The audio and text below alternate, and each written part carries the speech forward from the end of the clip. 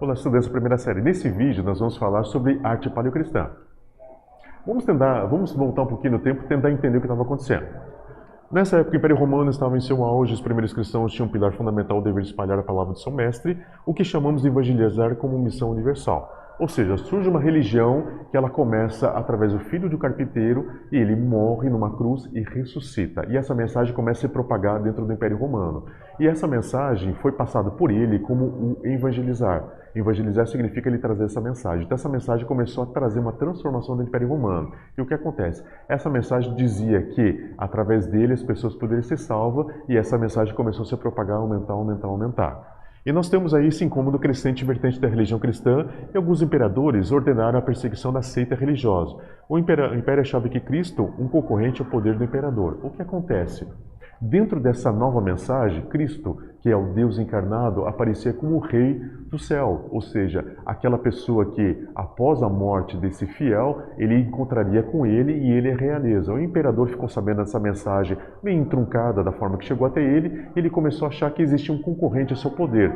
Então, essa religião, que fazia parte de várias outras religiões que existiam no Império Romano, ela foi uma religião não tão aceita, então se tornou uma seita. Então, isso ela começou a ser perseguida. Lembrando vocês que também um outro conflito que existia, que alguns costumes que existiam em Roma, como queimar incenso ao imperador e seu busto, que era uma ordenação civil, os cristãos não aceitavam, porque dentro da fé deles fazer isso era errado. Então esse conflito com o imperador começou a criar essa animosidade. Com essa animosidade existiu a perseguição. E com isso o que? O império se tornou, vamos colocar, meio magoado com essa postura dos cristãos e começou essa perseguição ferrenha.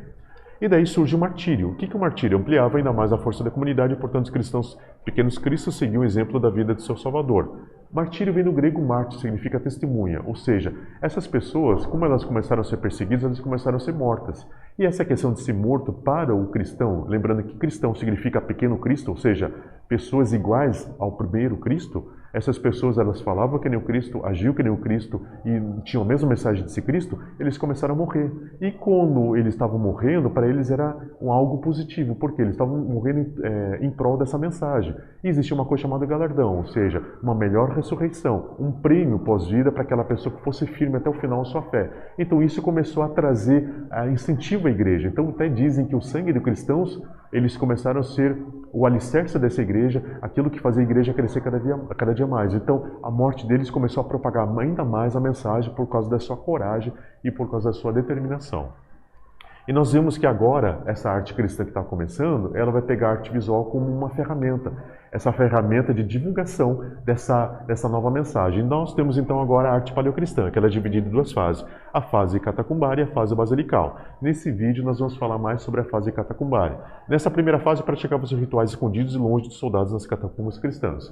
Lembrando vocês que no primeiro momento de Roma existia a cremação, mas no segundo momento, um pouco da influência egípcia, eles começaram a fazer a preservação dos corpos.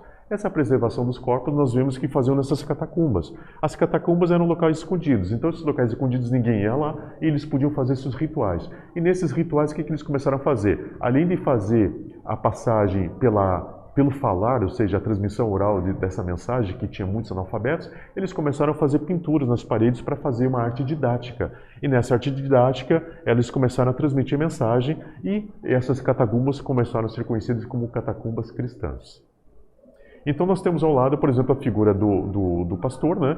E nós lembramos que temos uma pintora representante da história do bom pastor, ela escapa do ideal de beleza, mas se preocupa com a mensagem clara e direta e didática.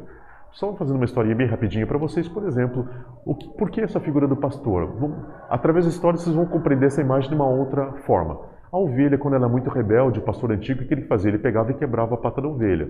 Com a fratura da pata da ovelha, ela não podia mais andar. E o pastor, ele arrumava a patinha desse animal e colocava nas suas costas. Então, dessa forma, essa ovelha ficava dependente do pastor. Então, o pastor tinha que levar ela para tomar água, levava ela para se alimentar, até que o dia essa pata grudava, ficava calcificada, o pastor colocava ela no chão e devagarzinho ela ia voltando a andar, só que depois que ela voltava a andar, começava a ter sua autonomia, ela ficava pegada ao pastor, porque ela criava um laço, e com esse laço ela não desobedecia mais, ela ficava grudada nesse pastor e obedecia. Então o pastor falava vem, ela vinha, o pastor falava vai, ela ia. Então existia uma dependência por amor. Então isso que é a mensagem desse bom pastor. Essa mensagem foi passada por Cristo. Então essa questão do pastor que cuida de suas ovelhas. Então agora essa mensagem mensagem está dentro dessa imagem.